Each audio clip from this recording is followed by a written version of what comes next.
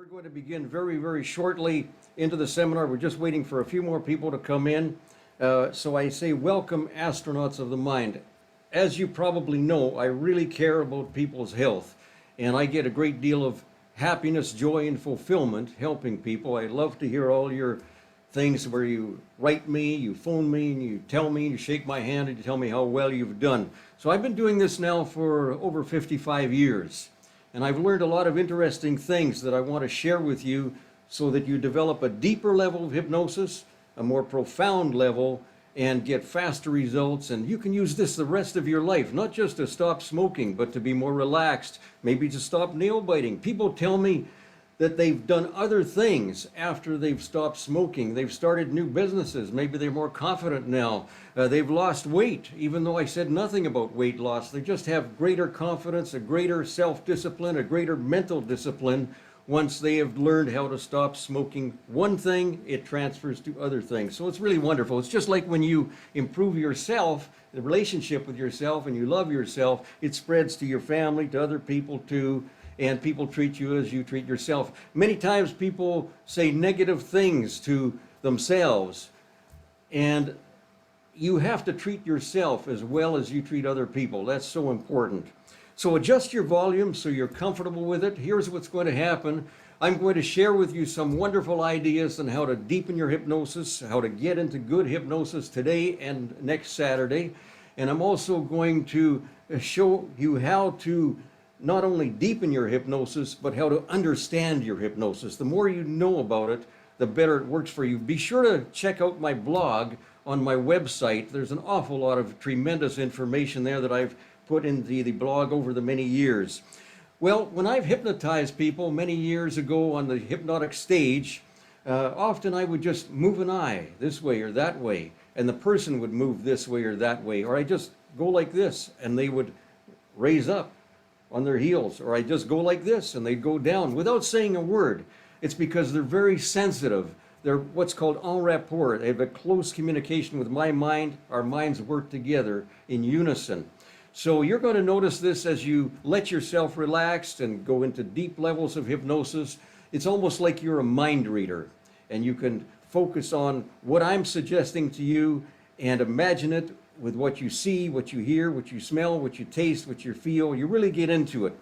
Another thing I want to share with you is when you hypnotize people, frequently they will have what's called a fixed gaze. If you tell them to open their eyes under hypnosis, they're looking straight ahead like this.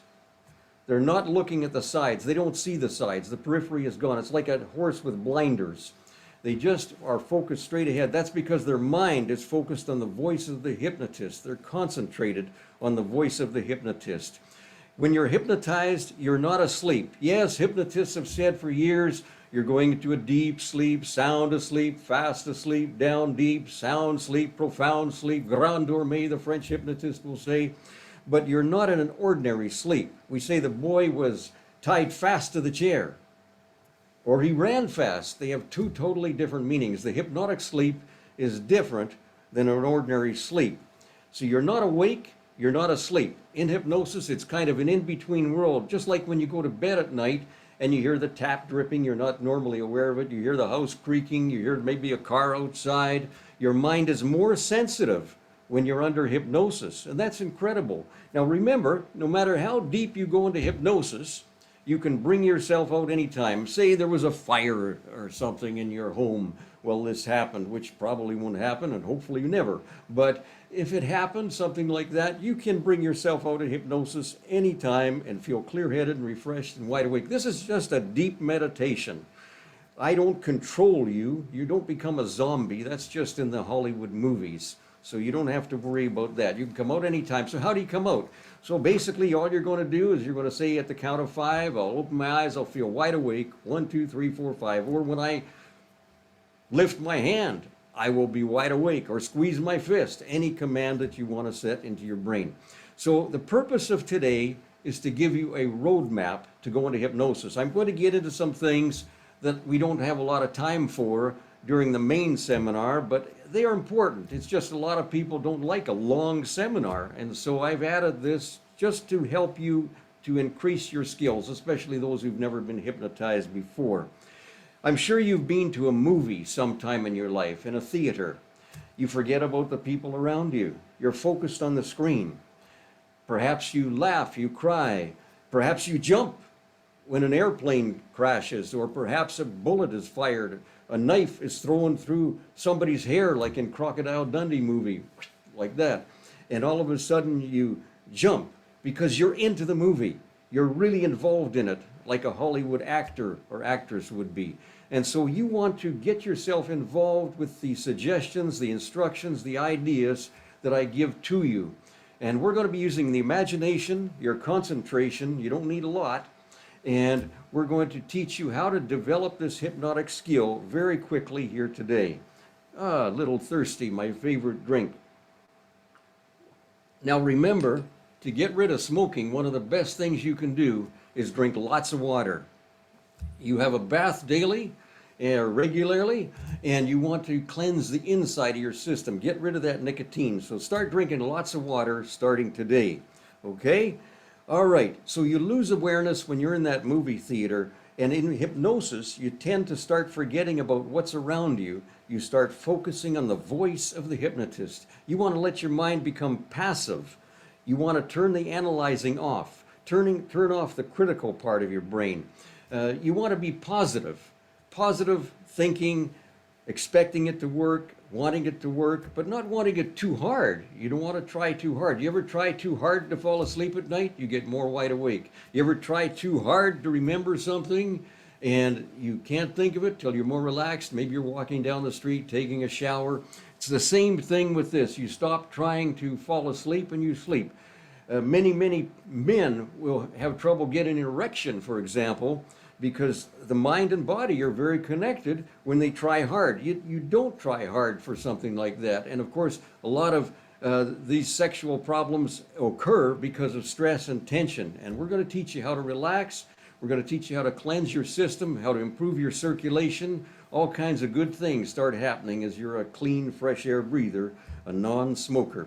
So you don't want to be sitting there or thinking to yourself in hypnosis, is it working? I hope it's working. When will it work? Please work. Why doesn't it work? It's got to work. This is my last resort. When I was a young boy, I guess I was about 15 years old, I really wanted to be hypnotized because I wanted to do hypnosis. I thought it was a great benefit for people and I could help a lot of people. And so I tried real hard to be hypnotized and I analyzed everything. Am I in hypnosis yet? You don't want to do that, because it took me 15 tries to go into hypnosis because I was trying too hard. I was analyzing. So what you do is you just be passive and enjoy everything. Don't wonder if you're in it. Don't care if you're in it. It's just a pleasant, deep relaxation, and you're going to love it. And don't resist it either, but don't try hard. And there's no need to wonder if you're in hypnosis because you probably won't know anyway. How about that? People hypnotized a few times often don't even know they're in hypnosis. When I used to do the hypnosis shows, I remember people sometimes opening their eyes and they leave the stage and they say, I'm not in hypnosis, I don't think. And then I just take my finger and I say, your legs are jello, you're falling, sinking, sagging. And they get down maybe 30, 40, 50 feet into the audience and they start falling to the floor because they were actually in hypnosis, not knowing they were in hypnosis. They expect to be knocked out, unconscious, not knowing what they're doing. You will know what you're doing every single second while you're in hypnosis. Okay, let's do some experiences together. These are fun. Now, I have a couple of magnets here, and I'd like to ask you to imagine these magnets in your hands. And I want to ask you to put your hands together like this. Not yet, though. Wait a moment. And then you're going to stretch your fingers out. So you're going to press the palms together and then stretch your fingers out. Now, when you do that, you're going to be imagining these two magnets are in the ends of your index fingers, okay? Let's do that together. This is all to do with imagination, focus, concentration. It just develops your ability to focus on my voice and later on to be hypnotized. Put your hands together like this. Now imagine those magnets, stretch them out about an inch. Imagine those magnets pulling together, drawing together, coming together, closer and closer and closer. Don't resist it, let it happen, closer and closer and closer. And when they touch, just drop them down to your side and you're going to do just fantastic with these other things, I'm sure. Now, if they didn't come together, it doesn't matter. We're just practicing focus, imagination, and concentration. That's all we're doing here. And as you do these experiences, it's kind of like a little child imagining the doll as a real baby and so on. And when people get older and in a nursing home, often that imaginary baby, the doll, is a real baby too. So things go back and forth, don't they, in circles. Okay, let's go to the next one here. Hand stuck. I've done this with probably 1 million people. I'd like you to put your hands together like this, interlock your fingers, and just squeeze your hands tightly tight. Now you want to really mean what you're thinking. Now close your eyes because it'll help you to focus your attention. Close your eyes, press the palms together, squeeze your hands tightly tight together, squeeze those knuckles. Now imagine your hands are the jaws of a vice. They're no longer flesh, blood, or bone. They're steel, strong as steel, stiff as iron. Okay? Stiffer and stiffer. Keep saying to yourself over and over again, my arms are locked, my hands are locked. They're a solid piece of steel. They're like a vice, and I turn the handle on the vice, making them go tighter and tighter and tighter. Now tell yourself they're locked tight. Say locked tight over and over again. Locked tight in your mind over and over again. Locked tight. Picture them locked tight. Picture them as a vice, locked, frozen. Now as you keep that picture in your mind, you cannot get them apart. Try hard. They're completely locked. And now break the picture. Imagine you're opening the vice. We're turning the handle on the vice and your hands coming apart. Excellent. Now if they locked, fantastic. If they didn't lock, you just need a little more practice. No worries.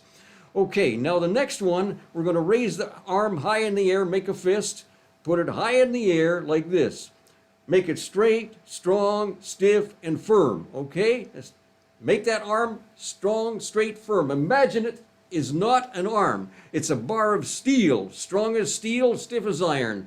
Close your eyes. It helps you to focus your attention on my voice better. Lock the elbow joint. Lock the shoulder. Keep reaching upwards. Tight, tense, and stiff. Picture it. Picture it. Strong as a bar of steel. It's not an arm anymore. It's strong as steel, stiff as iron. It's a bar of steel, iron, all kinds of hard metals reaching up to the sky, higher and higher and higher. Now say to yourself, stiff, stiff, stiff, it will not bend. Stiff, stiff, stiff, it will not bend. And try hard to bend it. Now stop trying, imagine it jello, and it just drops down. Excellent, my favorite drink again. Oh, it's nice working hard for you. Okay, let's go to the next one. The next one is the locked mouth. I want you to press your lips together like this. Close your eyes. Imagine that your lips are locked together, stuck together, completely locked together. The jaw is locked, frozen, completely frozen. Imagine we've injected Novocaine like the dentist uses into the jaw. It's become numb, stiff and numb. Your lips will not open. Stiff and numb. Say stiff and numb, stiff and numb. And when you feel that you've made it stiff and numb, try hard to open your mouth, but it just stays closed. Keep saying the word stiff and numb, stiff and numb, stiff and numb. You have to focus on stiff and numb. Okay? Relax the jaw. Now let it go. Imagine it like jello, loose, limber, and relaxed. Okay, the next one is the lemon experience. And this deals with the taste. I want you to imagine, close your eyes, imagine you're in your kitchen and you're walking in the kitchen with a kimono, night clothes, bare feet. You're walking on the cool linoleum towards the fridge. And you open the fridge door, you place your hand on the handle, you open the fridge wide, and all of a sudden this cool draft touches you, and then you open the crisper below and you see there a nice bright yellow lemon. Now you take the lemon out, you notice it's a little bit rough on the outside there, it's not totally smooth, but it's a bright yellow. You place it on the counter, and again keep your eyes closed, it helps you to focus.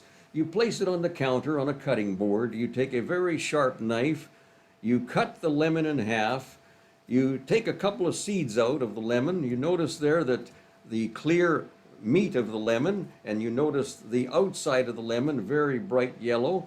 and you take half the lemon and you place it over your mouth. You squeeze the lemon, squeeze it tight, make the lemon juice go into your mouth. It's very tart, very sour, very bitter, and all of a sudden you probably notice that saliva is flowing into your mouth. Again, the mind affects the body, body affects the mind. Now, one of the reasons that people often tell me that they have no withdrawal, no cravings, is because hypnosis releases chemicals, relaxation chemicals, serotonin, dopamine, pleasure chemicals. Now, nicotine releases these chemicals too, but you want to release good, healthy chemicals like that without the tars, the toxins, and the poisons of tobacco. And so that's one reason why people are more relaxed when they use hypnosis to be a clean, fresh air breather. All right, the next one here is the finger lock test. I want you to take one of your hands and take your index finger and squeeze it around the finger like that. Just squeeze it tight, tight together. All right, very good. Now close your eyes and focus on my voice. Imagine that that finger and hand are a solid piece of flesh, completely stuck. Now keep repeating in your mind as you picture them locked, completely glued, stuck like crazy glue. Picture them now as one solid piece of flesh. Now, as soon as you believe that they're completely locked, and keep saying the word stuck, frozen, stuck, frozen. Try hard to pull it out. You notice it's stuck. Then stop the suggestion to yourself. Wake up, wide awake, and pull them apart. The next one is dealing with the eyelids. Now, I want you to allow your beautiful eyelids to close and allow them to feel very heavy. You know the tired feeling you've had many times at night when you just had to close your eyes and go to sleep, sound asleep. Well, relax your eyelids completely. Relax them so much that they feel too heavy to work. Now double the relaxation of your eyelids. Double it again, and again, and again. Keep doubling the relaxation of your eyelids over and over again until they feel so heavy that they no longer work. Now double it again. Double it again. Now keep saying in your mind mentally, heavy. Picture your eyelids as having heavy lead weights pulling the lids down. Slowly and gently roll your eyeballs upwards and backwards into your head, as though you're looking through an imaginary hole in the top of your head, a skylight. As you look there, double the relaxation of your eyelids again. And when you feel that you've relaxed your eyelids to the point that they no longer work, say to yourself, my eyelids are completely stuck. My eyelids are completely stuck. And then you try to move them, you try to lift them, but it's just the forehead probably that moves. And stop trying and let them completely relax and wake up, wide awake, open your eyelids, wide awake. Okay, that's great. You folks have done a lot better than you imagined probably. I could do many more of these experiences. There's another one, for example, I won't do it today, but where we imagine that we have a heavy bucket in one hand of sand pulling the arm down, the left arm down, and the right thumb has a balloon lifting upwards high, very high in the air. Now, when the arm is rising and lifting with that imaginary balloon, you'll ask people, you say, well, what color was your balloon? And they might say red, or it had no color. People who detail it, they know the size of the balloon, they know the string or whatever was attached to the balloon, they know the color of the balloon. When they detail it, they do much better. So they're getting into it. That's what I'm telling you here is you want to get into these and feel the things I tell you to feel, imagine the things, and this is a skill. What happens with a skill is you get better at it every time you do it. And you will do better every time you do it. That's why I tell people, even when they attend my stop smoking or weight loss seminars or other seminars, to get the recordings, because the more times you're hypnotized, the deeper you go into hypnosis. Now we're going to have a very short break. One more thing I forgot to mention to you. When the arms are rising with the balloon, it's automatic. People don't sit there and think, is my arm rising? Is it rising? I hope it's going up, because that will distract your focus, your concentration. They just follow the instructions, keep imagining the balloon lifting and lifting. They focus on the balloon and it lifts higher and higher and higher. Okay? Higher and higher. We're going to take a short break now for a couple of minutes. It might say 5 minutes. Let's make it 2 or 3. And we're going to ask you just to use the restroom or to get comfortable. Decide if you want to lay down, sit down. If you want to loosen tight clothing, if you're chewing gum, take it out. And when you do this, make sure your hands are not touching each other. Make sure your legs are not crossed. Otherwise, they'll feel very heavy after a short while. Okay, let's have that short break, and I'll see you in a few moments. Are you ready for some hypnosis now? Some people use an eye shade like this. You get them at Dollarama or the drugstore. Sleeping Beauty says this one.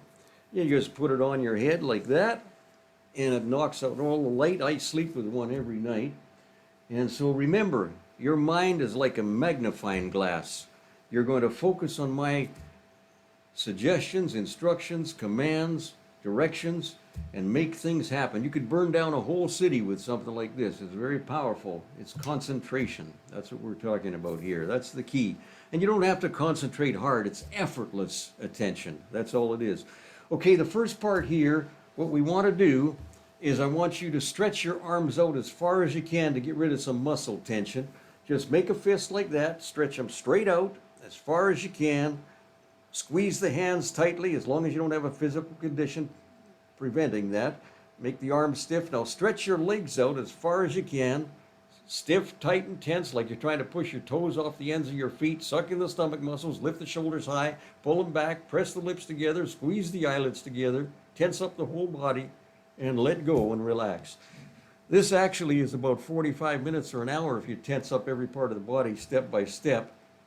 When I lived in Winnipeg years ago, I used to work at the Psychiatric Institute, the Health Sciences Center, and I used to work in an attic with inpatients, outpatients who had psychiatric problems, a lot of stress and tension. And this experience, tensing up and letting go, spending time to relax the body, is very important. The next one is deep breathing. Now, I'm going to ask you to raise your hands upwards like this on the breath in and down on the breath out. We're going to do this about 3 times, okay? Now, as you do that, imagine you have a big glass from your neck to your waist, okay? You're going to take a deep breath in through the nose. Why? Because it warms, moistens, and cleanses the air. And then you're going to breathe out through the mouth. In through the nose, out through the mouth. Filling up the bottom of the glass and the middle and the top, and then emptying from the top, the middle, and the bottom. Okay, let's do that together. Take a long, slow, deep breath in through your nose. Breathe in, hold it, hold it, hold it, and breathe out with a sigh. And relax. Beautiful. Take another long, slow, deep breath of air, deep into your lungs. Breathe in, hold it, hold it, hold it. Breathe out with a long, slow sigh.